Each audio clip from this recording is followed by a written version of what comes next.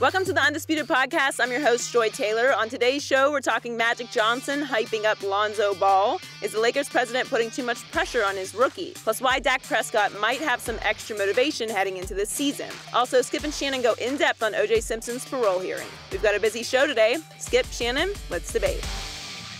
Let's get started with Lonzo Ball. He was named MVP of the Summer League after averaging 16 points, 8 rebounds, and a league-leading 9 assists. Lonzo had 2 triple-doubles, leading Magic Johnson to say that it's a sign of things to come in the regular season. He said if he's getting triple-doubles in the Summer League, he's going to get triple-doubles in the regular season. Just like me, when I got here, there was pressure. I was the #1 pick. I didn't care about that. I'm going to play my game. Lonzo is going to play his game. The great ones do.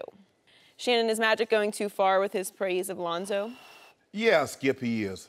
And I get it. You believe in this guy. You believe this guy has the ability to do for this generation Lakers what you did to the 80s Lakers, which was take them to and win championships. But for me, Skip, to say, well, he got triple-doubles in Summer League, therefore he's going to get triple-doubles. And I believe he will, Skip. But I don't really see the correlation because, as you mentioned, you don't put a whole lot of stock in Summer League. A lot of these guys that played in Summer League are not going to be on rosters once the season tip off. Mm-hmm. So I don't really see the correlation there. But when he lost me when he said great. See, the thing about great, and we throw that word around far too much. Greatness needs to be conceived over a period of time. Mm. Not 1 year, not 2 years. LeBron wasn't great his first season. They didn't, well, they did, but I'm saying LeBron had a history, had a string of great seasons. So did Michael Jordan, so did Magic Johnson, so did all these greats. But now we're so quick to want to anoint someone. He's the next this. Well, how about him being the next himself? Mm-hmm.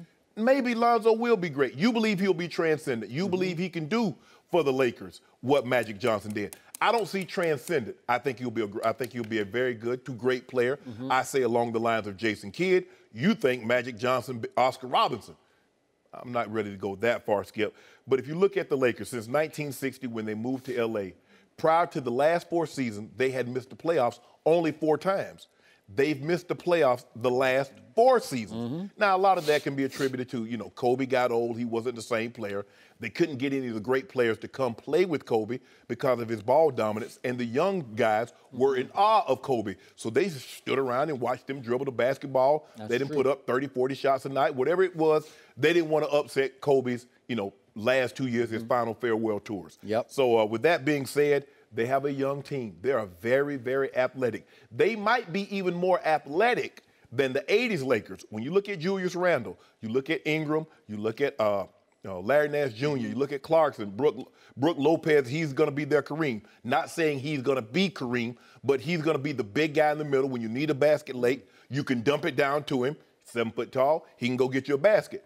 But wait, are you starting to talk yourself into Lakers make the 8th spot in the playoffs? No. Sounds like that's what you're. No. More athletic than the Showtime Lakers? They might be because you look at the Showtime Lakers. Now, James Worthy, small forward, he can make a case. He's one of the top 5. Michael Cooper's They had really the Cooper athletic. Loop, and they had Rambus, and, they had Byron Scott. But you look at Randall, and you look at Ingram, and you look at some of these guys, Larry Nance. You don't have to tell me. They're not going to be the 8th seed, Skip. No. They're going to be around 10. Okay, maybe the 7th then. I'll go 7th seed. See, we were having a great conversation, and then you had to go ruin it and talk about 7th seed in the West. But I think it's a little bit too far, too soon. Okay. It's showtime. Oh, geez. As much as I have gushed about this young man, I about fell out of my chair last night when Magic Johnson, who now runs the Los Angeles Lakers, outgushed even me. This qualifies as gushing upon gushing upon gushing. We'll get to each of the points here in a second. But just to back off this and get the perspective, okay. We just had the all-time greatest point guard in NBA history call a kid who has yet to play his first NBA regular season game great. Great. He went there with great. He called him a great one already. Yes. And he said, in conclusion, that the great ones eat pressure for breakfast, right? He says. They do. And his point was? Bron had the forced snack. He did. Well, I give you that because no one since LeBron has had this kind of pressure at the earliest levels, the AAU level, the high school level, won a high school championship, the UCLA one-year level. Everybody waited for Lonzo to fall on his face, in part because his father was talking him up so heavily at the early levels and coaching him up at those early levels as he coached his AAU teams and took had great input into the coaching of his high school team, and as we well know. But the point is that we just had Magic deciding he saw enough in Summer League, as did I. Again, I discount the quality of competition, but my takeaways, will that translate? Yes. Will that? Yes. Will that? Will that? Yes, that will translate. And the totality of it is Lonzo Ball is going to translate into the NBA. He's going to have instant impact not only on the Lakers, but on the opponents because he does things that others can't do.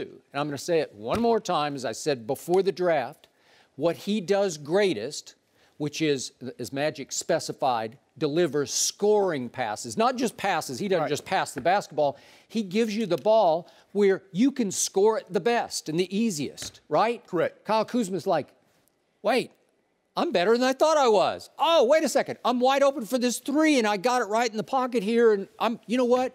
He trusts me to make this shot. I'm going to make this shot. And then I'm going to make my next shot. And all of a sudden, I got an alley-oop dunk. And all of a sudden, I'm going to hustle down court because I know if I get a half a step on my defender, like on a fly pattern, he's going to drop it right down the chimney to me, and I can dunk it. He did a lot of that in Summer League. Okay, he did a lot of that. So Magic saw it, and I believe Magic saw what I saw, or vice versa, in what became the semifinals of the Summer League. It was Sunday night against Dennis Smith Jr., who's going to be a force in this league, and the then undefeated Dallas Mavericks Summer League team. And what happened in the first half? Lonzo went for 14 and 10 in the first half. Yeah, and 0 turnovers. 0 turnovers, and he made almost his first 3 threes. The third one, he had a foot on the line, but he still made 3 straight long shots. Correct.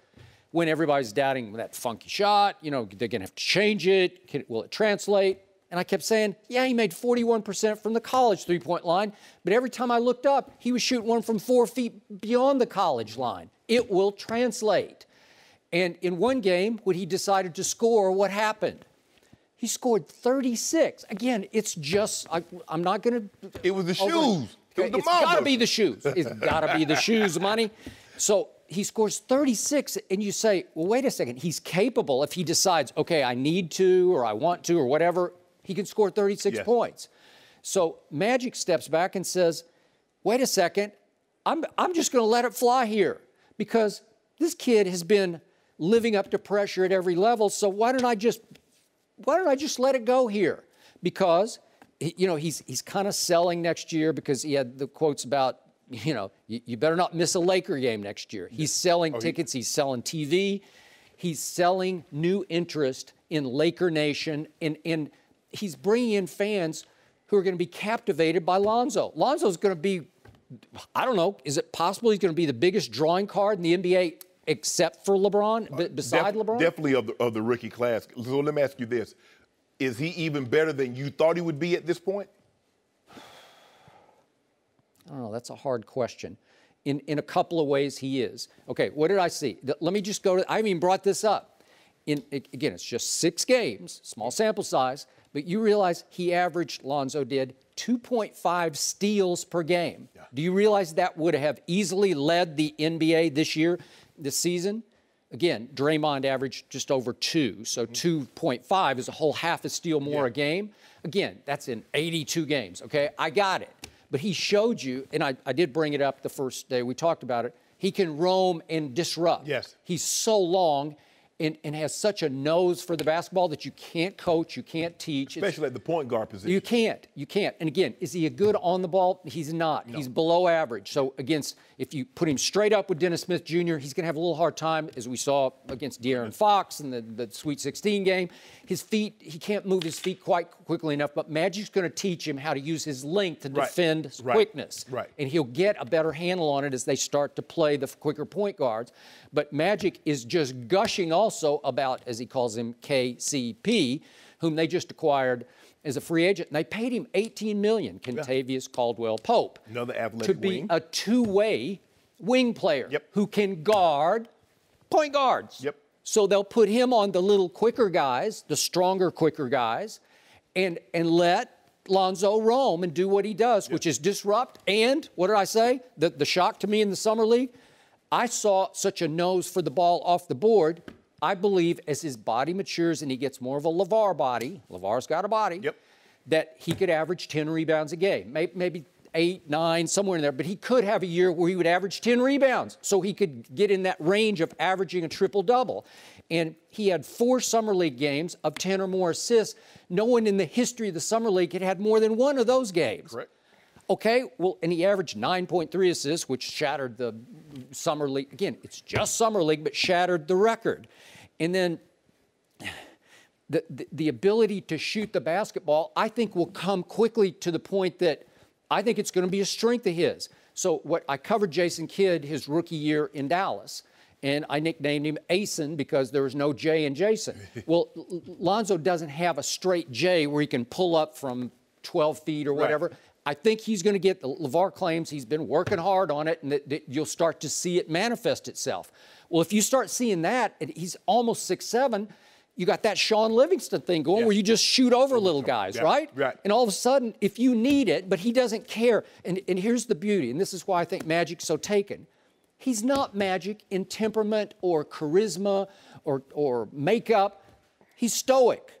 He looks passive in his face. And I got so many texts after the first bust of a game that he played where guys I know, and they know who they are, they said, hey, you got to back off now because this is no good. He has no killer instinct. He's too passive. He's too timid. He's not a leader. And yet the kids just gravitate to him because he has quiet leadership.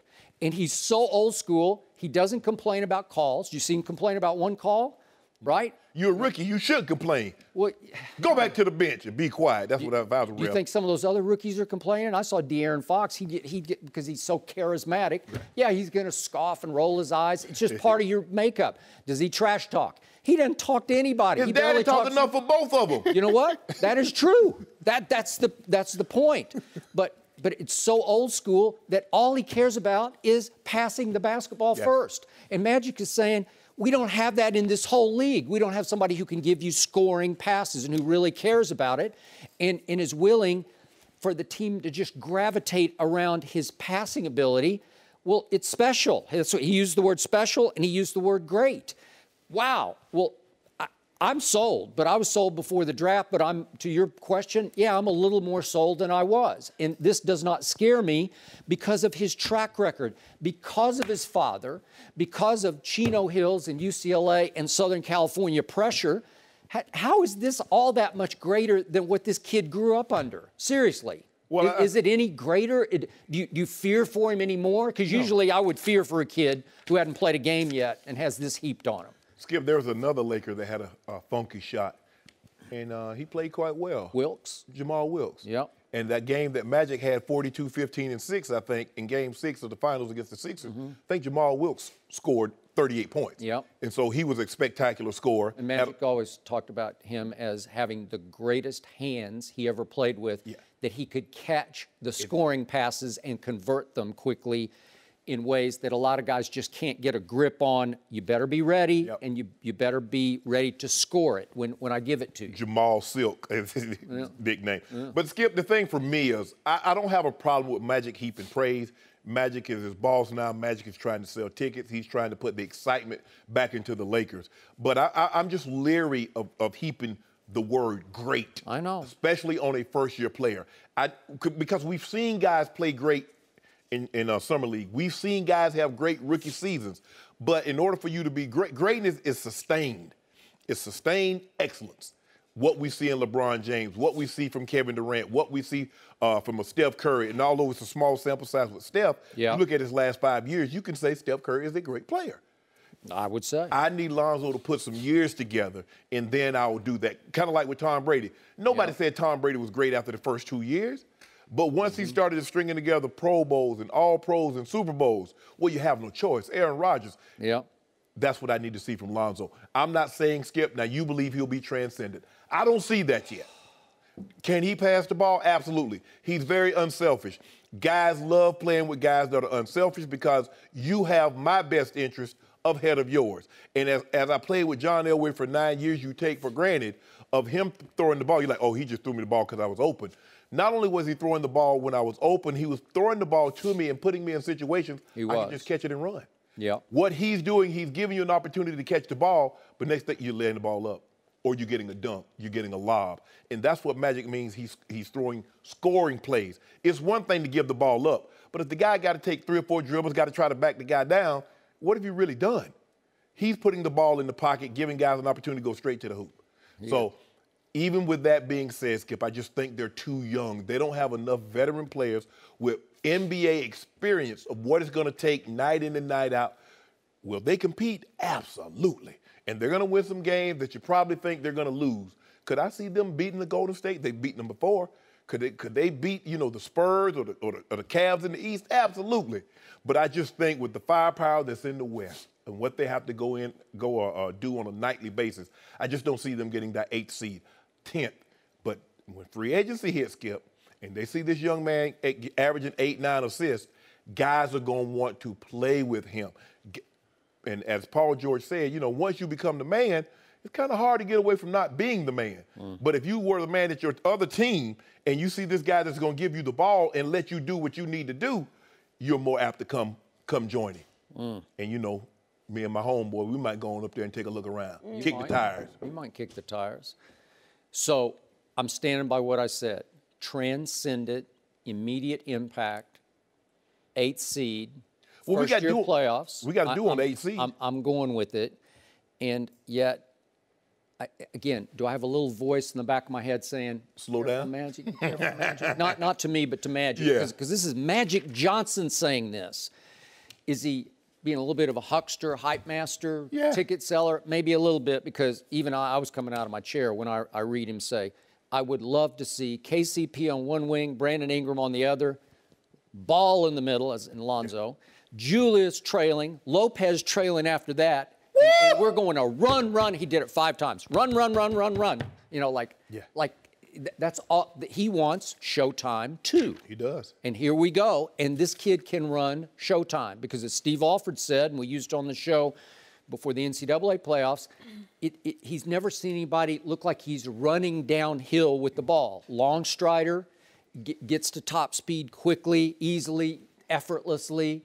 And I told you the other day, it's a little bit like Aaron Judge's home run derby power. It just looks so effortless. Right. He's got effortless speed with the ball, and all of a sudden, everybody is running faster and faster, trying to keep up or outrun him to the goal. And see, you talk about Magic sitting on your shoulder, hyping him up, and you're a little Skip sitting on Magic's little shoulder, hyping him up. Go ahead, Magic, you got it. Go ahead, Magic. You got it. Hey, Magic's it, man. Do we got to do? He's do we got a case greatest. to do? We got any cases to do because you're going to lose all these cases. Lonzo's going to make you, he's going to make you drink some crow. Crow. With the Floyd Connor and the Cowboys, man, I'm stocked up with Dew for put it in my little I think you're going to stock up with some Hennessy is what you're Oh, that hit dog. 10. Yeah. Magic, I love Magic, but I don't know Magic. Everyone keeps talking about the Summer League. I get the competition is not the level of competition you're going to have in the NBA, but you can only win what's in front of you, and he went out and won it. So you have to give him credit for that, beating the competition that's in front of him. He's the second overall pick in the new Magic Johnson regime. There was going to be pressure on him, LeVar or not. See, if you wrote the script and tried to sell it to somebody here at Fox, they'd say, this is laughable. Be in the trap. Not a hometown kid. No, doesn't work. It's perfect. Sorry. No mercy. USA Today came out with their rankings for the top quarterback groups in the NFL. The Patriots were ranked first with Tom Brady as the starter and Jimmy Garoppolo as the backup. Aaron Rodgers and the Packers came in second, and Dak Prescott and the Cowboys were ranked 13th, despite winning the Rookie of the Year and leading Dallas to 13 wins last season. Skip, is Dak ranked too low on this list? Laughably low. 13th, you're going to rub it in? You gloating? You're going to go ahead and key, as you say, because you don't believe it. Oh, I absolutely do. You don't believe it. Absolutely. You know what? It's funny we're doing this topic right after the Lonzo topic because there are 2 kids I am 100% sold on, Lonzo Ball and Dak Prescott. who's now just became, they're both becoming one-name players, you know, Lonzo, Dak. He's not, if you say Prescott, I don't know who you're talking about. He's just Dak to me. And at least my guy Dak backed it up in real games last year in which they won 11 straight. And let me get this straight. Recently, the NFL.com list of top 100 players, not quarterbacks in the NFL, voted upon by NFL players, ranked Dak Prescott 14th overall of all the players. Wrong. It was wrong. 14th overall. Wrong. Wow. So that made him the 5th ranked quarterback, as voted on by guys who actually play the game, as you once upon a time played the game. It was a long time ago, but we'd still give you that. Oh, so now you value football players' opinion, huh? When they voted Dak 14th. Yeah. Well, okay. You once upon a time were a player, so it was so long ago I sometimes forget about that, but it's okay. Okay. So in this case, the players voted, of course, Tom Brady number 1, much to your chagrin. Aaron Rodgers 6th on this list of all the players ranking. And Matt Ryan was 10th, and Derek Carr was 11th. And I'm here to tell you, I think Dak Prescott is already a little better than a kid I love in Derek Carr. I'm sorry, I just think Dak is better. So I think he should have been ranked as the 4th highest quarterback on that list. Because, as you well know, just to reiterate, in case you've forgotten, because your memory fades a little bit at your advancing age, he was the Offensive Rookie of the Year. Last year was Dak Prescott. He would have, yeah, it should have been Zeke. Baloney. And Dak would have won the QBR race if not for having to mail it in that last meaningless game at Philadelphia, and he would have eclipsed both Tom Brady and Matt Ryan in QBR. And not only did he lead the team to 11 straight wins, but he did so with Tony Romo having been cleared to play the last 4 of those games, and Tony Romo, after the first 4 of those wins, throwing a party for his teammates to remind everybody, I'm almost ready to come back to take over my team. You want to talk about pressure from a quarterback long beloved in Cowboy Nation, Tony Romo, as you call him, Tony Romo Jones, the favorite son, so to speak, of the owner, Jerry Jones. Yep. That's pressure to me. And, of course, Dak only set rookie records for a completion percentage at 68% and quarterback rating at 104.9. That was a pretty great first year. But to defend USA Today just a little here in their capsule on why Dak ranked 13th, they said, Dak doesn't have the backing of a suffocating defense. That means he'll probably need to exert even more influence over the offense if the Cowboys are really going to challenge for a crown. And I'm pretty sure that was written, because it just came out, it was probably written before it appeared imminent that Ezekiel Elliott might be gone for a little or a long while next year. So all of a sudden, the pressure on Dak, the degree of difficulty facing Dak, it skyrockets, right? Does any pressure in the league, now that the Cowboys are still the Vegas favorite to win the NFC and get to the Super Bowl, does any single player have more pressure on him right here, right now, than the sophomore that is Dak Prescott? I don't think so. Am I right about that? No, there's pressure on him. Yeah, a whole lot of pressure. Replicate what he did last year. Okay, and I am sold that he will replicate. And I told you yesterday, if you force me to lose either Dak or Zeke, I would say, I'm sorry, I got to lose Zeke because I can't win without the quarterback, especially this quarterback. And I told you last year, as soon as I saw him play and stand in the pocket in preseason games, it's almost like summer league, I said, wow. I told you on our first show, September 6th, our launch show. Yep. I've never seen anything like this. A kid standing tall in the pocket like he's a 5-year veteran, like he's already the face of the franchise. I've never seen such poise and accuracy from a raw rookie, especially a 4th-round pick. And I saw it all year long. And I keep remembering what Troy Aikman said after 2 games. I don't evaluate him as a rookie anymore because he's not. He's playing like a veteran.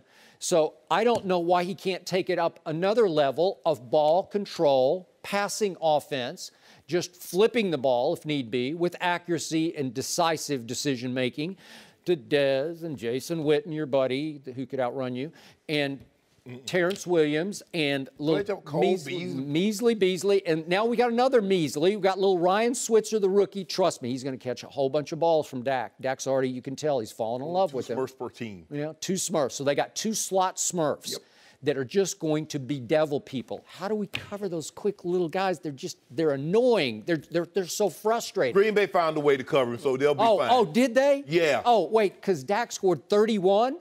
Oh, really? Did they find a way and he threw for 300 yards? I guess they found a way. Threw off almost 400. Yeah. But Skip, the one thing that you failed to mention is that when you go into these games of the guys with the guys that's listed ahead of him, when you go face the Patriots, who are you trying to stop? When you face the Packers, who are you trying to stop? Or the Saints, or the Falcons, or the Raiders, Detroit, the Chargers, the quarterback. Okay. When you play the Cowboys, you got to stop Zeke. You put 8. Okay, but Zeke ain't going to be there anymore. Okay, now it's all on the quarterback. Skip, they're basing it on what they saw and what we've seen. That Tom Brady, LeGarrette Blount ran well, and he had Corey Dillon one year. He had Antoine Smith. But we've seen Tom Brady get teams to the Super Bowl without a stellar running attack. We've seen Aaron Rodgers. You know what? They took a receiver, Skip. The running back wore number 88. This ain't high school. This ain't junior college. Running back. He wore 88. I thought he was pretty good. I mean, Dallas is having a hard time with him. Well, the guy that was supposed to be running back, you know, his P90X DVD broke. And It's okay. So let me ask you this, take it a step further. If you put any of these quarterbacks that's listed ahead of him in Dallas's offense, with that line, with that running back, could they do what Dak did or better? I don't know, because he's so efficient and so poised and so accurate that he doesn't care. It's like Lonzo. He likes to pass the ball, but not to glorify himself. He doesn't care. You kept saying, hey, I got to see him throw it up the field, although he threw it up the field against Aaron Rodgers that day. But again, it's ball control, passing. It's low ego, low risk. It's just bing, bing, bing, bing, bing. It's 12 plays, 80 yards. Well, how about this? If we took Tom Brady and put him in Dallas, and you put Dak Prescott... You just talked about, you just went to the greatest quarterback in the history of the game. Yeah, he'd be a little better. He would definitely be a little better. Because he'd actually have some good receivers to throw to. He's not throwing to Julian and Amendola and Chris Hogan. Whoa, Skip. Any of them. Take Russell Wilson, Derek Carr, Drew Brees, Andrew Luck. See, Derek Carr would try to do way too much in Dallas's offense. He's bombs away. Watch this. Because that's their offense, Okay? Skip. It's not this offense. Dak fits what they do. It's their identity. It's not their offense because they were dealing with a rookie. Russell Wilson was this exact same way. You geared up to stop beast mode, and everybody undervalued him. He turned himself into a very good pocket quarterback because guess what happened? Beast mode started missing games. He had to win the ball from the pocket. He still has the legs. Last year, they couldn't run it. They got into the playoffs, Skip, because of his legs and his arm from the pocket. So are you telling me that you believe that no other quarterback that's listed above him could do better than what Dak's doing in this very offense? How many interceptions did Dak, a rookie fourth-round pick, throw last year? That don't let him throw the ball. 4. Skip. 4. He threw 4 interceptions. Skip. Most of these guys will throw 4 in a game. Aaron Rodgers threw 7 all year. Well, 4 is better than 7. He also had almost 20 more touchdowns. Yeah, and Dak would have beaten Aaron Rodgers. I don't know what he. No. Skip, don't do that. Well, those know it, and I know it. Those are the 2 luckiest long-distance cross-country field goals you will ever see in your life, albeit in a playoff game. Both of them. What were they, like 50 and 56? Or I mean, you got your Pentecostal suit on up here, and you're going to sit here and talk about Mason Crosby. It's just sharp. It's just... No, don't use that. Well, you are not allowed to use the word sharp. No. I'm sharp, you're not. Minus the E. You don't get to put the E on here. Okay. I'm going to keep the E. You can have the E. But Skip, come on now. Look who they got listed. You make it seem like they got chopped liver ahead of him. I didn't say it was chopped liver. He's just laughably underrated. Who are you going to put him in front of? I told you Derek Carr. I'll take him over Derek Carr. I will trust Dak more than I will trust Derek Carr. Derek Carr's going to make some shockingly sensational throws. Think about how many comeback wins they had. In New Orleans, and against the Ravens. I told you I liked the Raiders all year last year. I like Dak a little more. Are you telling me, hold on. Did Dak not come back against the Eagles? Did he not come back against Aaron Rodgers? Were they not just dead in the water against Aaron Rodgers? And then what happened? All of a sudden, it's 28 all and 31 all. Because Aaron do what Aaron does. Oh. Aaron's a lifeguard. Yeah, he bring you back to life, and then he drown you at the end. Like he did Dak. He broke Dak. That's not what lifeguards are supposed to do. I know, but that's what he did to the Cowboys. Because I love it. Because Skip, Yeah. why would you invite me to your house to watch the game like you do Rob Parker? Why? Well, that was Christmas, but I'm just Rob saying. jinxed me. I lost it. That was my first loss to you. Yeah. Was on Christmas Day because I watched the game with Rob. But let me ask you, mistake. Skip, here's the thing. Look at these. I'm serious. I sat there thinking, I shouldn't do this. I shouldn't. But Rob's my friend. I'm just going to sit. I'm going to sit. And they're up 14 with 8 minutes to go. I'm talking about Golden State at Cleveland. Yeah. And what happened? I don't know what happened. You know what happened. Yeah. LeBron hung on the rim and got away with it. But look at all these guys. I mean, Tom Brady, MVP, Super Bowls. Aaron Rodgers, MVP, Super Bowls. Matt Ryan, MVP. Ben Russell. I mean, you look at all the guys that's in front of him, Skip. 13th? Do you have him 13th on your list? Let me see. I can see. I'm very comfortable with where he is. I mean, would I be disappointed if they put Kurt? If they put Kurt. If they put Cousins, Cousins. Skip. Who outplayed Kurt Cousins on Thanksgiving Day? But I'm telling you how these evaluators did it. They looked at it. When you go into a game, I'm telling you, you say you like the value. It's been a long time since I played, and you say you value my opinion a little bit. When it comes I do. Okay. I do, a little bit. I'm telling you what the defensive coordinators, when they face these guys. No, I got it. But when you face Dallas, you're facing the Dak attack. It's the whole whole array. Okay, it was. Okay, so now you're saying he's going to crumble without Ezekiel Elliott. You're saying Ezekiel made Dak. And that was a case you were pretty much making all year last year. I completely disagree, and this year will prove you wrong. I'm saying if he's as good as you say he is, and Zeke were to miss a substantial amount of time. Let's say 6 games. We'll find out. We will definitely find out. We've seen these other guys without a run game, and they're still able to get their teams in the playoffs. They're still able to be successful. We have yet to see Dak without a running game. I told you, Darren McFadden, Alfred Morris, they're definitely not Ezekiel Elliott, but they're good enough that they can get by. I was being conservative. I said 6 games, I'll go 3-3, which would be good enough to keep you afloat and alive to make your run for the playoffs. Huh? They're going to lose the bye. Lose the bye, so 2-5. 2-5 after 6 games. The Cowboys, Skip, I'm going to say this as clean and as clear and as slow as I possibly can. The Cowboys will not make the playoffs. Yeah, I respected that opinion before Zeke. Now, after Zeke, you're just front-running. You're just gloating. Skip, I have to factor all things into it. I got to take injury into account. I have to take into account. So you predicted. No. You foresaw the downfall of Ezekiel Elliott. You just said he'll be gone for When I'm looking at the Cowboys, I know for absolute certainty at least 1 to 2 players will get suspended for something. And they did. But guess what? David Irving comes back after 4 games. So maybe that Game 5, that's if that bye, maybe they'll win the bye with David Irving. That's if he doesn't eat any more of that contaminated spinach. He won't. He won't. I'm just saying, He just bought the wrong supplement at GNC. It happens. No, it don't. Yeah, it does. It ain't never happened to me. He just didn't read the list. Yeah. Well. Are you comfortable with where the future Hall of Famer Carson Wentz is on the list? He's down at the bottom, I believe. He ain't at the bottom. Yeah. He's at 20. I mean, they got the Broncos. I mean, they must think the Broncos. Wait a second. The Broncos have a quarterback? Did they even put him on the list? Did they rank the Broncos quarterback? Well, you better hope they don't see your backup quarterback.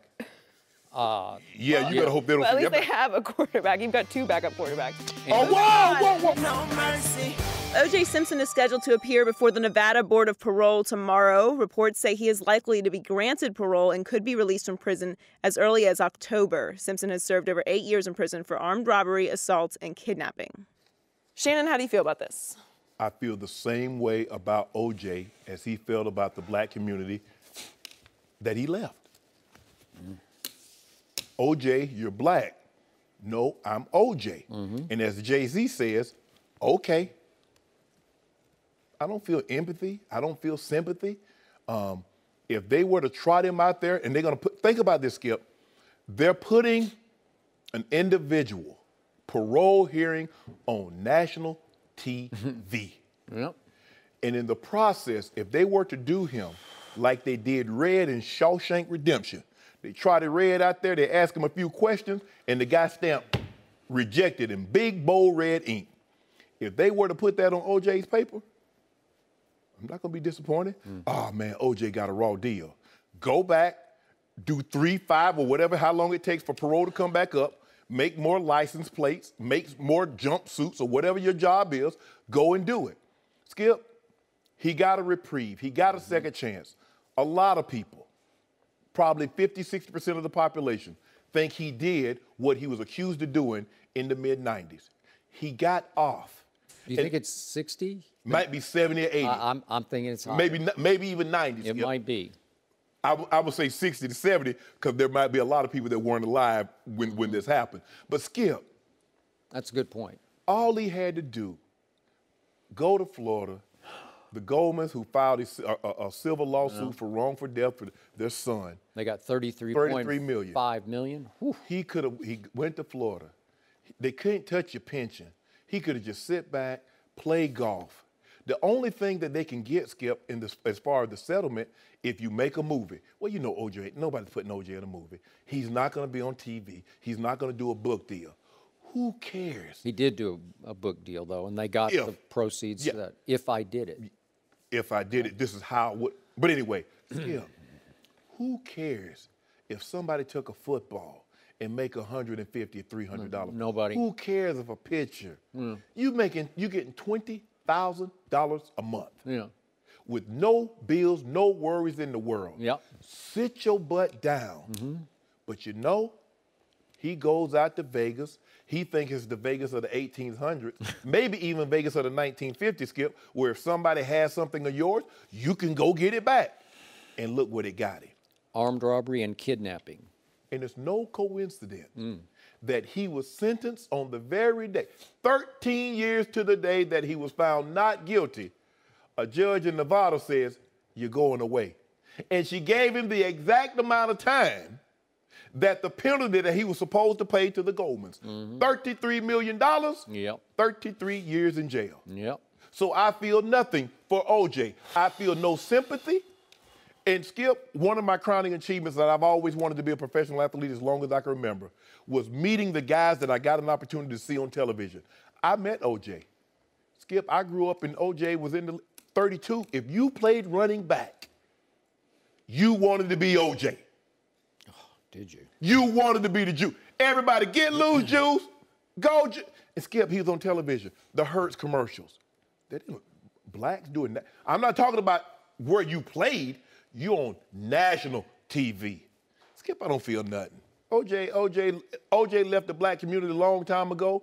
If he gets out, the only thing that I hope, if he gets out, I never want to hear OJ names mentioned again. I don't want him to get a parking ticket. I don't want him to get a speeding ticket. I don't want him to get nothing. I don't even want to know if I'm him, nobody should even know where he's living. That would be the best thing for me. I'm not so sure. Now, maybe, I'm not so sure. I hope nothing happens because I don't wish bad on anything. But I don't know how safe he'll be. He's still a pariah. Nobody wants to be associated with OJ. Just go away, mind your business, get that money that you're getting, $1.8 million that was accumulating while you were in jail. But Skip, I feel absolutely nothing for OJ. I hear everything you just said. I can't feel it or see it the way you feel it and see it, but I really get it. So here's my personal view of this man. I'm going to disqualify myself, and I'm going to bring up a theme and an issue that I've kicked around a little bit with you as you have gotten more and more comfortable in that chair you now so well occupy. And that is, there's an issue you have to address when you do this job that we do of objectivity. How close are you going to get to the people you talk about on this show? You want to know them so that you can know what they're thinking or doing, but if you get too close, then you start to pull your punches. and you start to give them passes on this show they do not deserve. So it's a very fine line, a tightrope that you're walking to do this job. Absolutely. And I have walked the tight line my whole career as a columnist. And I pride myself on being fiercely independent to a fault, because I've burned a whole lot of bridges sitting in this chair of people who were quote unquote friends of mine or buddies of mine, whatever. And I just finally thought in my head, I can't defend them anymore. I'm going to go, boom. Right. And they're going to go, you're out. Right. The bridge is not on fire. It is burned to the ground. So before I became a columnist, I worked in this city, Los Angeles, California, at the LA Times. And they assigned me to spend a week with the up-and-coming O.J. Simpson, then a Buffalo Bill, early in his career as a football player, but had a burgeoning career as an actor. And he was filming a made-for-TV movie with someone I really liked as a kid, watching the show Bewitched. Do you know Bewitched? Elizabeth Montgomery. Burning Bed. You got it. But this movie was called, ominously, chillingly, A Killing Affair. And Elizabeth Montgomery, if you know Bewitched, Wiggle Nose, you know, she's, you know. But I was smitten, man. You want to talk about a crush? I had a long childhood crush on Elizabeth Montgomery. That was a long time ago. That was a long time ago. It's Ernestine. Yeah, she knows. knows. He doesn't feel this way anymore. No, I do, and she does too. She loves it, and sometimes we still watch it on whatever those channels are. It comes on the replays, the re-airs. So I did get to interview her for this, but I spent a whole week with O.J. Simpson. I'm here to tell you, I was smitten by him. In my life, there are only two people who have had this kind of star power and charisma. One we spoke about to start this show, Magic Johnson, and the other is O.J. Simpson. You want to talk about star power? You want to talk about walking into the room and just taking it over just with a smile and a glance? And I was captivated, and maybe I just completely sold out. Maybe he was conning me because I was a white reporter that he needed, quote unquote. But I don't think so. I think he liked me, and I really liked him because he was really fun to be around. As he called himself on set, he was one-take Simpson. He prided himself, give me a script, show me what, block out the scene. I'll just shoot it one time, we're done with it. And he was so in control of his life. And to me, we talked the other day with Terrell Owens and Eric Dickerson about greatest running back, and I complimented and appreciated what Terrell said because he brought up O.J. Simpson. Yeah. Because I'm now afraid to even bring him up in the conversation because people just cringe, like, Right. oh, how can you talk about that murder, Right. Well, he was Michael Jordan before Michael Jordan. He was. Hey, because I watched live that UCLA game. I don't know if we have that clip, but that run he made against UCLA when he was a junior at USC, and I'm like, what? Here we go. Breaks one tackle, two tackles, three tackles, splits it out, and he is off to the races. And you want to talk about wow factor? Big man with world-class speed. World-class speed. And so when all this went down, after a while, after the trial, I'll just be honest, 99.9% of me believed that he murdered those two people.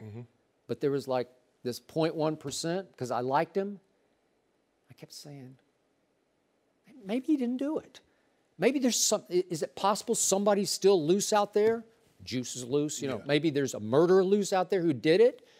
And now that we live in this neighborhood, occasionally I drive down Bundy, the Brentwood area, and I drive past that fateful townhouse, and I glance over to the right and think, oh, God. And if you saw the 30 for 30, right. O.J. Made in America, and you went through the gory details of what happened out on that porch, it just, like, I'm getting chills just talking about it. But I still have that little, because I sold out, in my heart.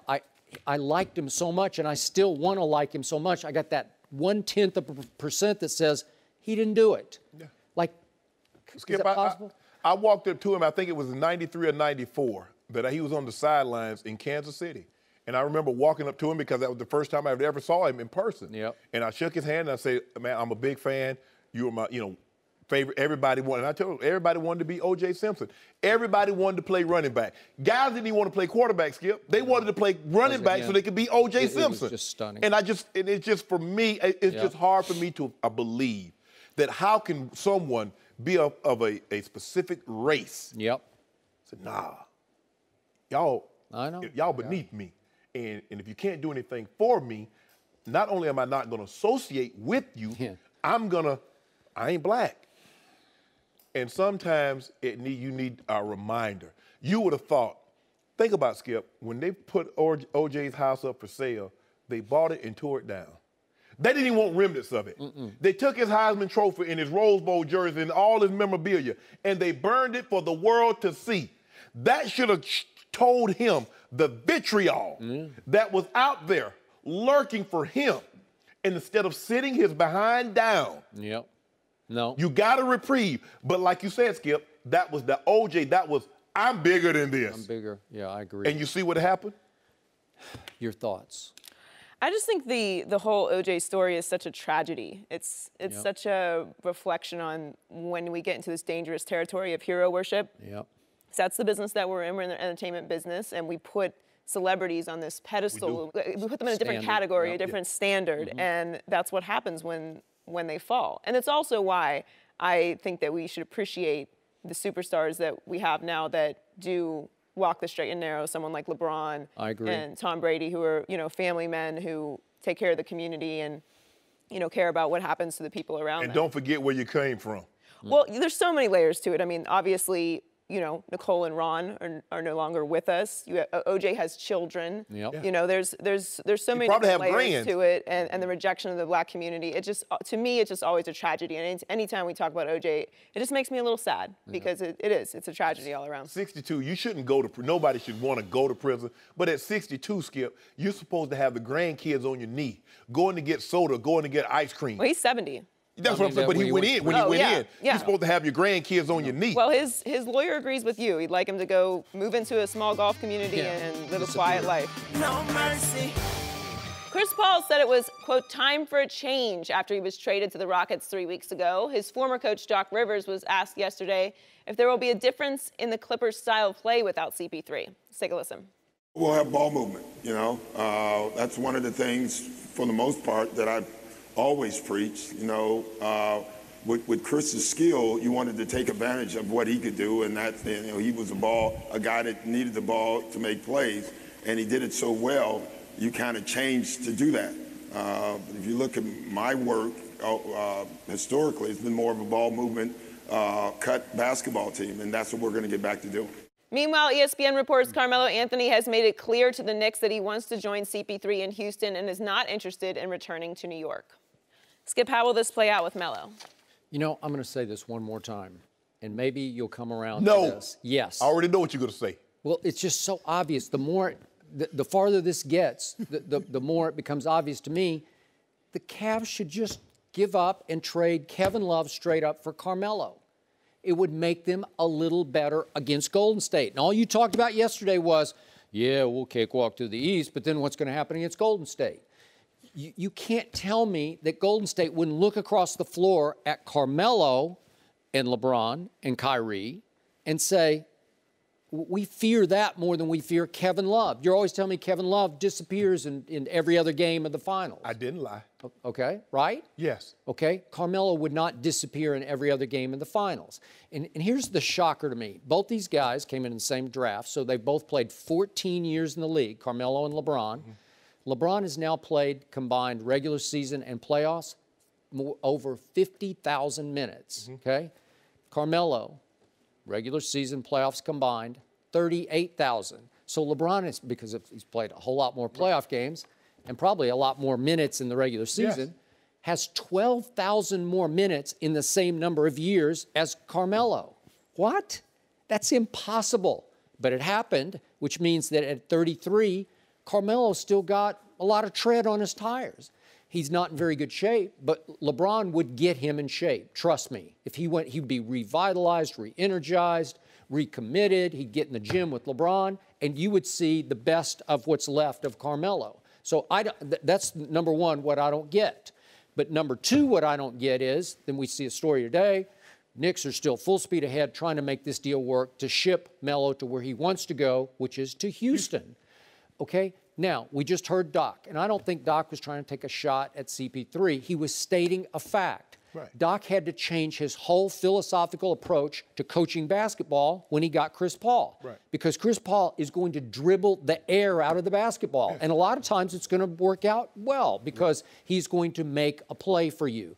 But to allow him to make a play, he is as ball dominant as you get out this side of Russell Westbrook. Yes. And yet, so now you've shipped him to Houston and you've demoted James Harden. You're saying, you're not the point guard anymore. Chris is going to dribble the air out of the basketball that you had in your hands, the second highest usage rate last year in the league to Russell Westbrook. Right. So now, James, you're going to be a wing player, a wing shooter. James not going to like that. I don't care how much money you gave James. He's not going to like it after a month or two. And then you put Melo in that mix, ball dominant, ball hog, you know, black hole down low. You throw it to him and it just disappears, right? Mm-hmm. This is lunacy. This would be, Melo's going to be unhappy. James is going to be unhappier. And Chris Paul's going to be pretty happy because he's going to be the center of D'Antoni's universe. Dribble, dribble, dribble, dribble, dribble, and be the point guard and the epicenter of this offense. Well, it's not going to work. So for Carmelo, like he's already nixed the potential of going to Portland's interested. He'd be a much better fit in Portland with those two guards, two shooting guards, basically. He could be on the wing. Nurkic, Who's passing? Huh? Who's passing? Well, Dame, he'd have to be the point guard. Damian Lillard. But he's a what? He's a a two masquerading. He's a shoot first. Yes. Okay, I got it. But I promise you, Melo as the sort of small forward with Nurkic man in the middle and that Caleb Swanigan who looked pretty he looked strong good. in Yeah. summer league. That would be a better team. I could make that chemistry work much before I could make this work. So for Melo's sake, you know, the best fit for him would be either Portland, but especially Cleveland. I don't get why Cleveland won't do this. Why wouldn't LeBron go? I thought LeBron had some say here. Does he not have any say? I say we're leaving. You're leaving after this year. Yep. Okay, then why wouldn't you want to max out? Who cares whether Kevin Love is there for a year? I wouldn't do my buddy like that. I don't want to do my buddy Melo. He comes and I'm leaving after a year. I ain't gonna do that to him. What if you got him a ring? But here's the thing, what I will do, Skip, let me say this. I think this trade just got a lot more complicated. The owner, Les Alexander, has put the team up for sale. And if you can explain that to me. He put the team up after giving the guy $228 million. So not only are you going to have to spend probably $2 billion to buy the team, you got a guy with a $200+ million contract. Now, Chris Paul has a one-year deal. Chris Paul is going to want a probably as near max or a max contract. So you might have two guys on your team making over $200 million a year. Mm-hmm. Plus Carmelo, if you take on Carmelo's contract, 2 years, $54 million.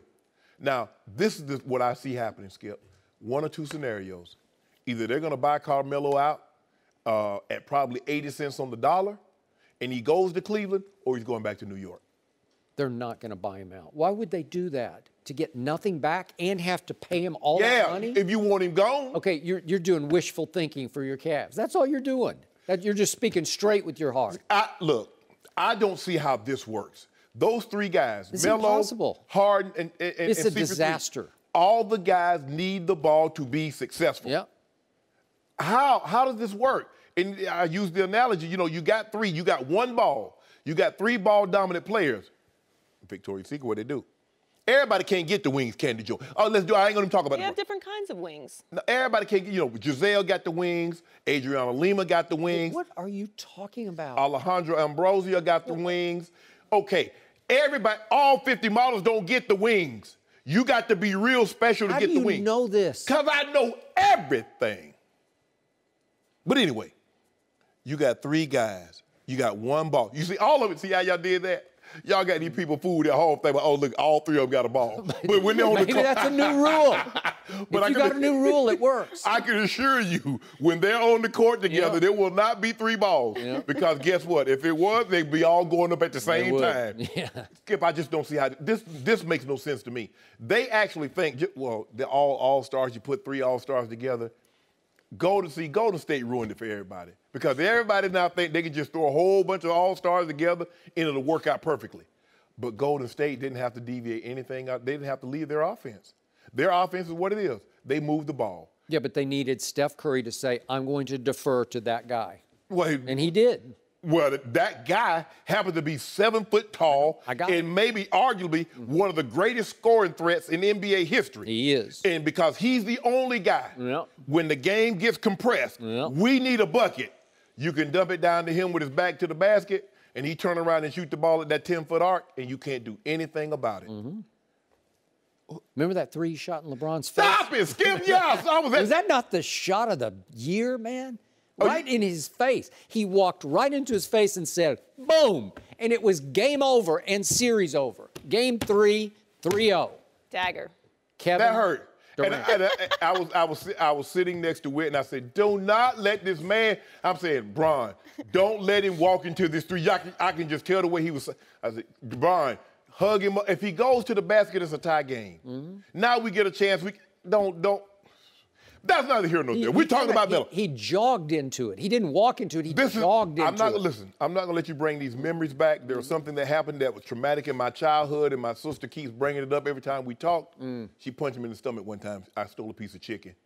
Because, my sister was fried chicken. My grandmother was at work. And I had a neck, and I had a drumstick. But I wanted more. And she said, Granny hadn't had any chicken yet. So I grabbed a piece and was going to try to sneak into my grandma's bedroom. My brother told Libby, Shannon got a piece of chicken, and she just swirled around off the couch and punched him in the stomach. You know, you punch somebody. How much younger was she than you? No, she's older than me. I think she had to be younger. No, she's 8 years older. Oh, okay. So, I mean, Skip, she's like 17. Who would do that to a child?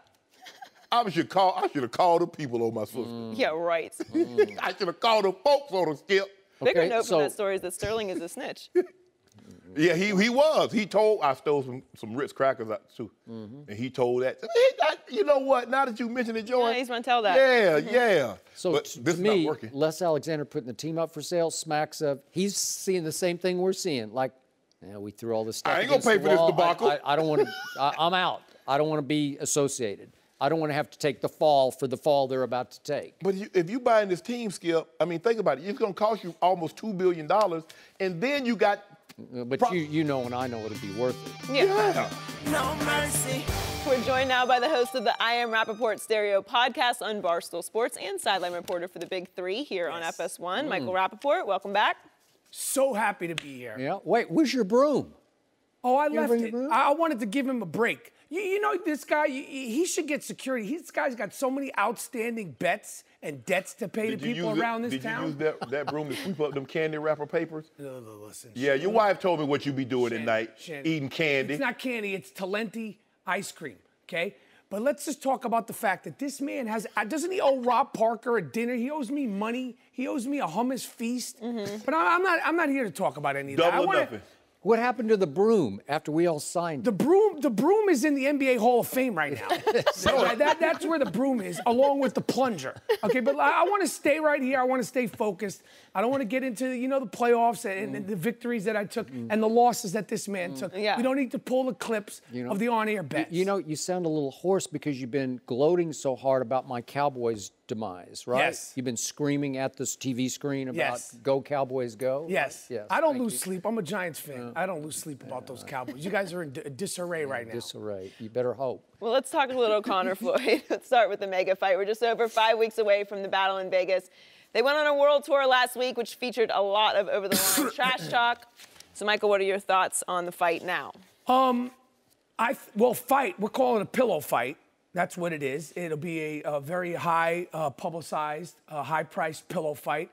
Conor McGregor will lose 10 rounds to 2, maybe 11 rounds to 1 in an uneventful Floyd Mayweather fight. I think, there's no worrying about getting kicked. There's no worry about getting headbutt.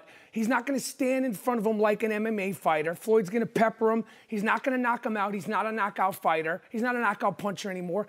And it's going to be a very uneventful, over-promoted, I needed sanitizer. I took a bath. I put a little bleach in my bath last week. I felt like I watched a sea-level smut film. And I was there participating. I was commenting on it. But I thought both of them, they brought both of their sports down. But for me, and I've never rooted for Floyd Mayweather in any fight, for me, I'm rooting for the boxer in this because I'm a boxing fan. I love MMA too, but I think that this thing has gone so far to the left and brought just sporting down to a low-class level that I don't think it needs to be at. I told Skip last week I thought it was a limbo contest. Who could get the lowest? Yeah. Who could insult? Who could say the most ridiculous, outrageous, every stereotype and degrade a particular group or race? I'm like, is this where we are right now? Is this what we deem acceptable as far as trash talking? And I know Conor was trying to get up under Floyd's skin, saying dance for me, do this, do that, because he wants Floyd to stand toe-to-toe. Floyd has never stood toe-to-toe with anybody. You don't get to be 49-0 standing toe-to-toe because everybody can knock everybody out in a particular sport.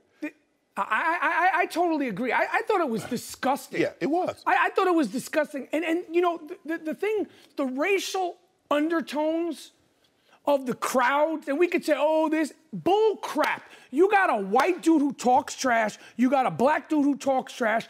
I don't want to go into Floyd's irredeemable qualities. I'm very well aware of them. But the crowd, and this ain't Rocky.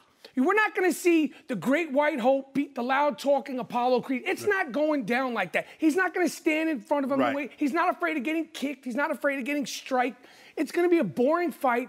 But people were going to watch it anyway. To bring it down, Dance For Me Boy, and the Dancing Monkeys, and the whole thing. And then the fact that Conor is celebrated as this, a white guy doing the same thing that a lot of black athletes get, you know, like torn down and ripped down about for year after year. And we could say, well, Muhammad Ali, when Muhammad Ali came out, he wasn't liked. No. You know, there's just the whole thing I think is disgusting. I'm going to watch it, but I refuse to pay for it. I refuse to pay for it. I'm not spending my $99. Well, So how are you going to pull How that you going to off? watch it? Hey, you know, I'll slum. I'll go to your house. You owe me $100 anyway. No, me and Skip going to the fight because I want to see his face when Floyd tattoo him. Tattoo him. And he's not going to beat him. He's not going to hurt him. He's not going to knock him out. It'll Floyd be boring. couldn't tattoo me right now. Well, He's 42 now? What is he? I Don't think worry he's about aged it. 2 years and one, hasn't he? What's my- 43? Is he 43? Skip, he's going to beat Conor McGregor in a boxing You know match, what? and that's what they're there to do. It's not, Like it's not you, NASCAR. Like you, I'm a longtime hardcore boxing fan. Mm-hmm. But I must admit, I am not a Floyd Mayweather Jr. boxing fan for some reasons out of the ring that you alluded to. Yes. But fighting style, how can you like this guy? All he does, again, I call him the greatest defensive fighter ever. Yes. But he runs and he runs and he runs and he runs for more. and he ducks and he dodges and he's little And he hits. jab, jab, jab, run, jab. And he's got straight right hands that hurt. Oh. They hurt Manny, Hurt who? who I was rooting for. Oh, yeah. Manny fought him with one arm. He Should've needed pulled out. rotator cuff Should've surgery pulled out. the Monday I was after rooting the for fight. Manny. I was there rooting for him. So was I. So the point is, Floyd needs this fight clearly for one reason and one reason only, and that is to pay the IRS the $22 million he still owes the IRS from 2015. How he's getting away with this, I don't know. I don't know. Cause we about to come. Hey, you know, back in the day, I'm about to come into some money. I'm gonna be able to pay you off. So not only will he be able to pay that 22 mil off, he gonna have another 50 mil. Say, go ahead and take what I owe you, and gonna walk out the ring with 300 million. I hate to bring this up, but I have to wonder: is Floyd's friendship with Donald Trump the reason he's getting off here? Is he getting like kid glove treatment from the IRS? President Trump have bigger fish to fry. I hope so. With health care and this Russia thing going. Twitter. He staying on Twitter. So he needs to work. Let He's Floyd got worry big about fish this. to fly. How He do fries we them know- on Twitter every night. How do we know if Floyd Mayweather's tax situation is real? And how can we verify that and say that that's real news and then not say that Conor McGregor allegedly getting knocked out is not real? How do we know that any of this is real? I don't count any people's money. You making your money, Joy's making money, IRS Skip's making a lot of money. They filed a lien, isn't that what you call it? So it's public that he owes $22 million. So whatever it is. And again, that was, who first said it? Jesse Vargas said he heard that.